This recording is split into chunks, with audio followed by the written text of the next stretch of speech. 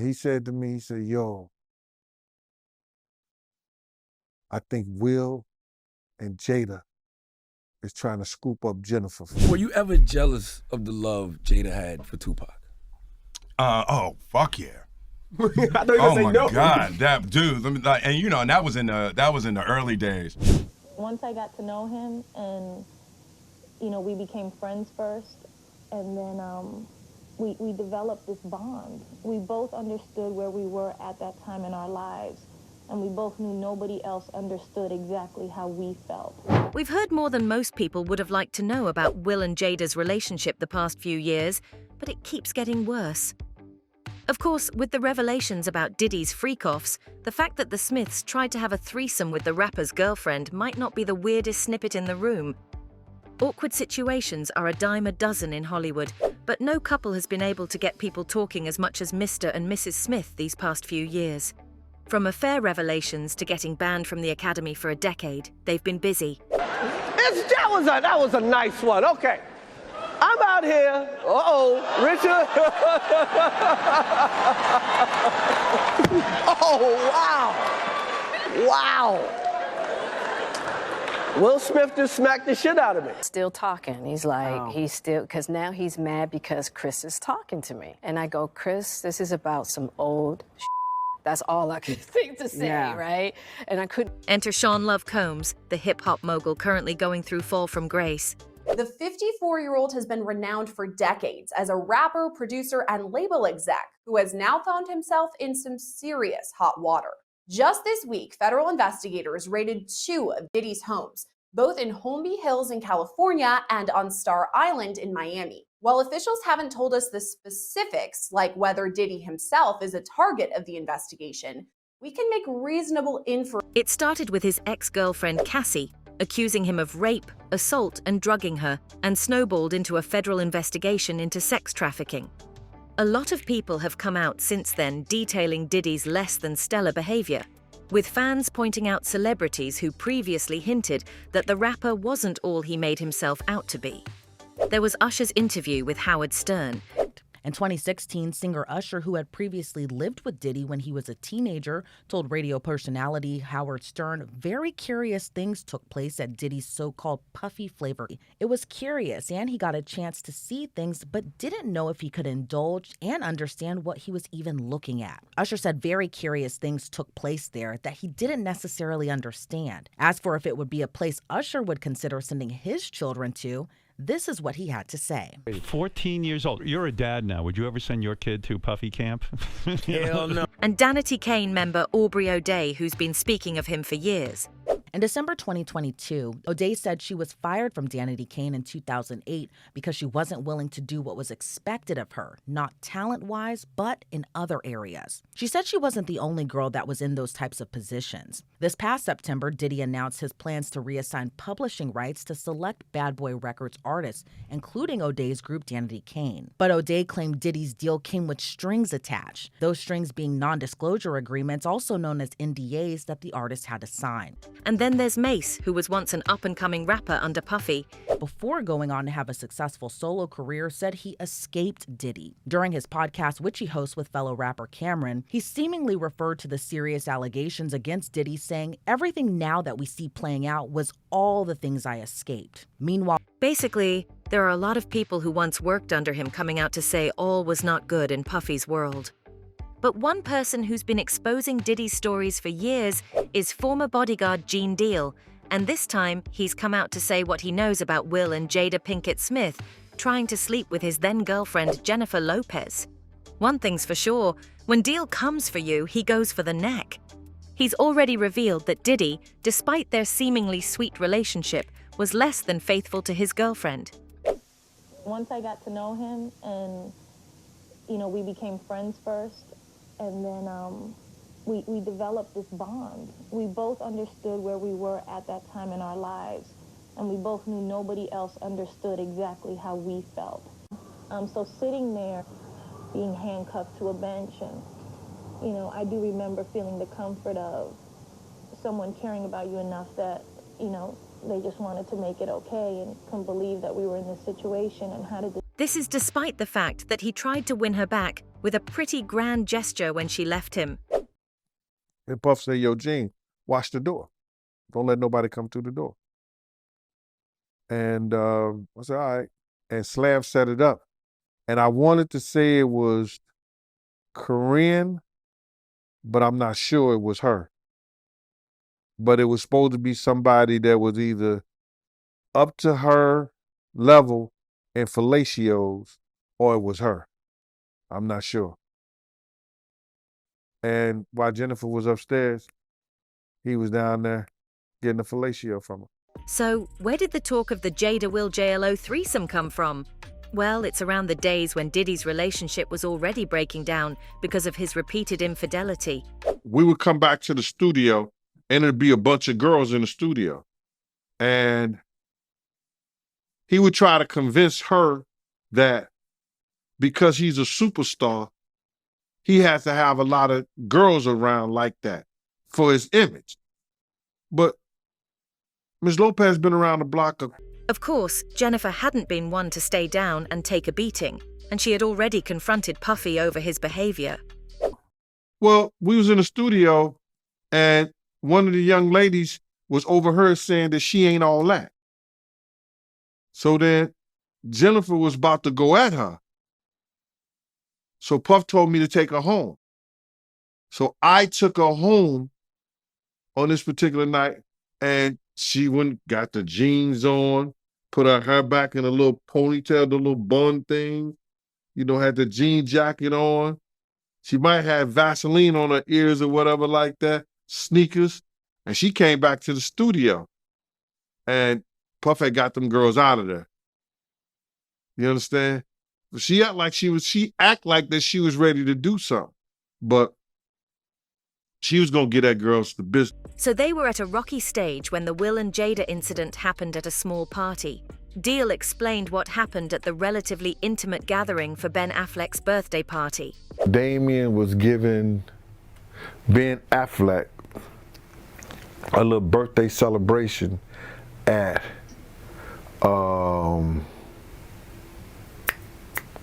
the Four Seasons.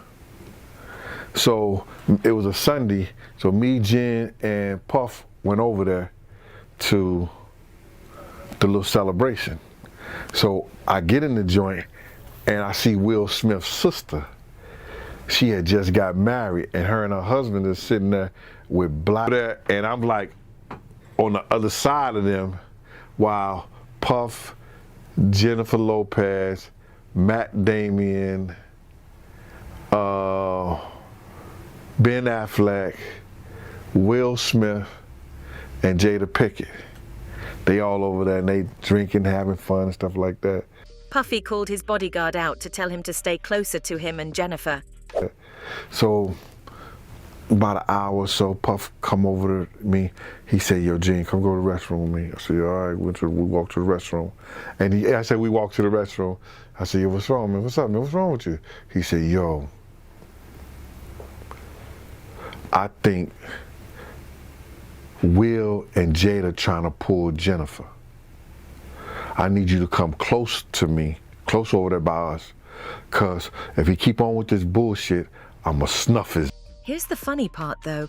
Gene Deal doesn't think Diddy could have taken Will Smith in a fight. His ass. Nigga Will go beat the shit out you. And if it's one-on-one, I'ma see what he got.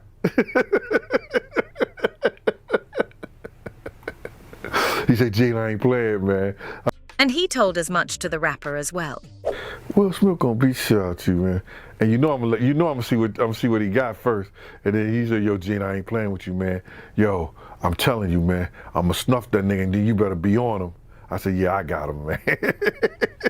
Yeah, he thought that Jada and Will was trying to pull Jennifer, but she ends up with Ben Affleck. He talked about the incident in another interview as well. I don't know his bank account, but what he told me was that, and this is how we got into the conversation, because he was asking me for Newport cigarettes while we was in the Winnebago. And then I said, my man, you broke. You know what I'm saying? You asked me for cigarettes, man. What, you broke or something? You understand? But I knew he was waiting on both of his contracts. He said, I ain't broke. I ain't broke. Look at this. He had a contract for $62 million. Deal detailed that he knew the rapper very well and could tell something was up with him the moment he got up. $60 or $62 million from Atlantic or either Capitol Records, I'm not for sure. And that was for all the groups that he was finna start. So now, his mother calls him on the telephone and says, yo, the contractor said that he's not going to finish this work unless he gets $60,000. Now, I believe Big was out there working. The ex-bodyguard again chuckled at the idea of Diddy trying to fight Will Smith. Album because he needed the money. He was probably cash money broke, but he was getting these contracts that was going to make him a millionaire and rich. So when I'm hearing him on the phone with his mother, telling his mother, "Ma, don't worry about it. Give me the number. Give me the number. I'm gonna have somebody handle it." On Diddy's orders, he stayed close to the rapper in case Will and Jada tried to make a move on Jennifer and things got out of hand. "Give me the number, Ma. I'm gonna have somebody handle it. Don't worry about it." As soon as he hung up the phone with his mother, I said, "Damn," cause see, Big always try to get at a nigga and stuff like that. So now it's my time to get at his ass. I was like, yo, damn, man. You owe everybody.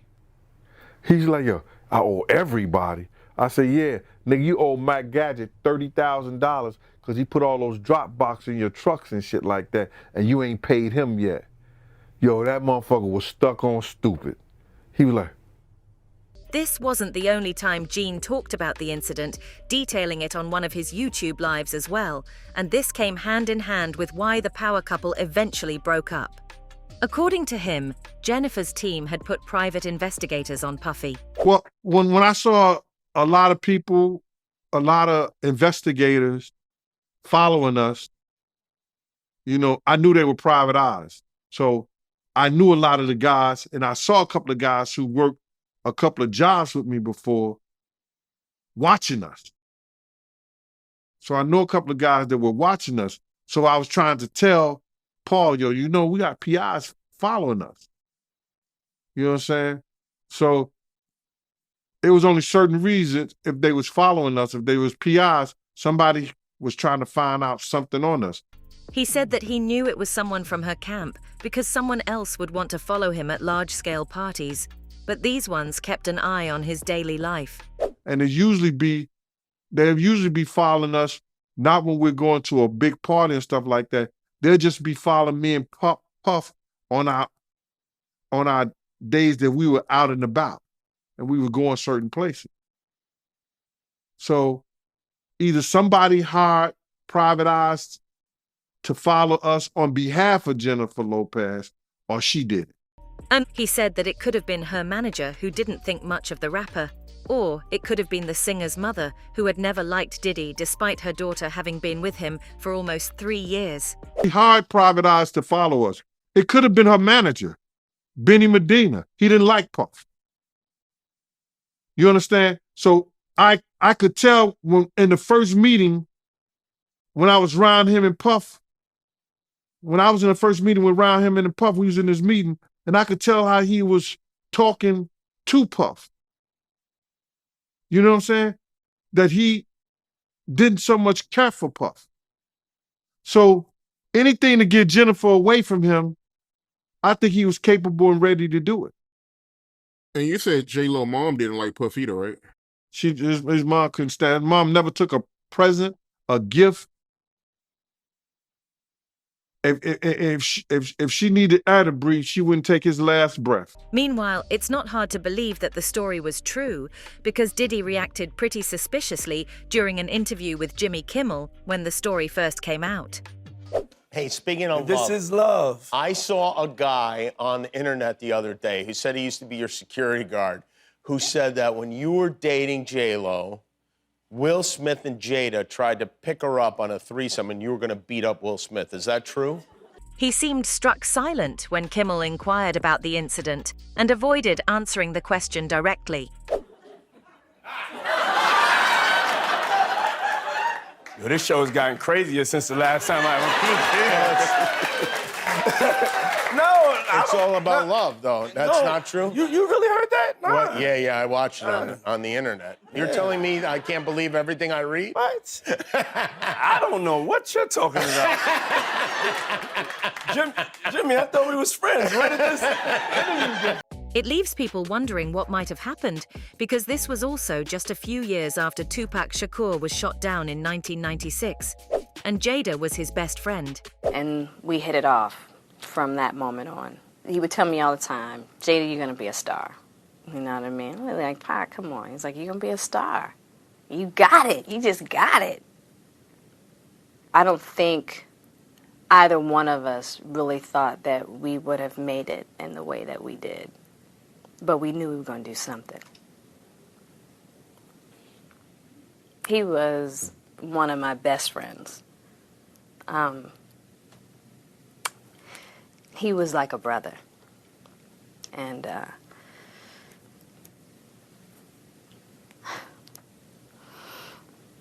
they were so close, he even asked her to marry him.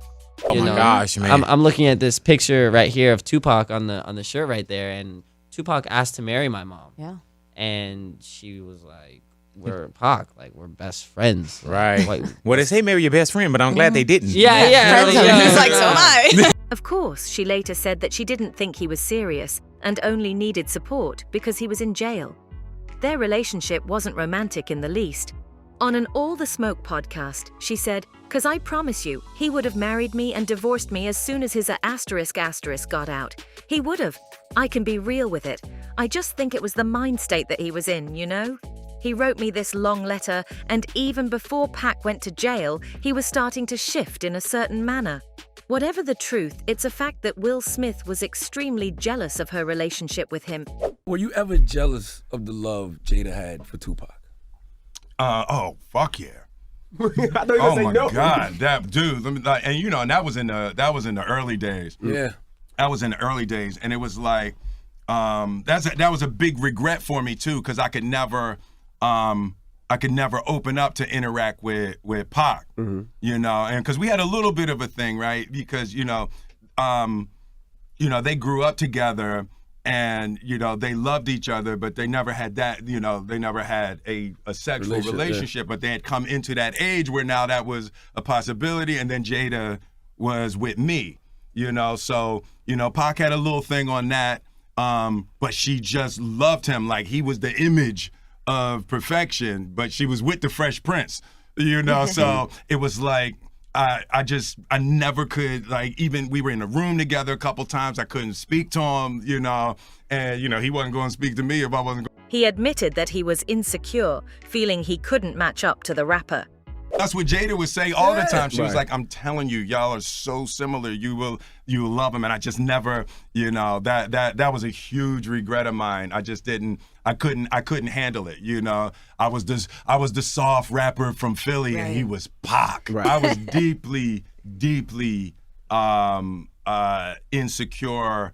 And just I wasn't man enough to handle that relationship. The rapper died at the height of the East Coast versus West Coast feud, and Diddy was leading the opposite camp. Which leads to the question, wasn't there bad blood between the two? Apparently it is, because years later he helped Chris Rock and Will Smith make peace with each other at the 2022 Oscars after the infamous slap incident. I did not know that this year was going to be the most exciting Oscars ever. Okay, Will and Chris, we're going to solve that like family at the gold party. Okay? But right now we're moving on with love. Everybody make some noise. Queen B. He later told Page Six, "That's not a problem. That's over. I can confirm that. It's all love. They're brothers." But we never did find out what Will and Jada said that made Diddy so ready to fight. It must have been something, or the music mogul would have denied it by now. One thing's for sure, as Gene Deal said, it was Ben Affleck Diddy should have actually watched out for. That's it for now. Don't forget to tell us what you think in the comments below. For more updates, hit the bell icon.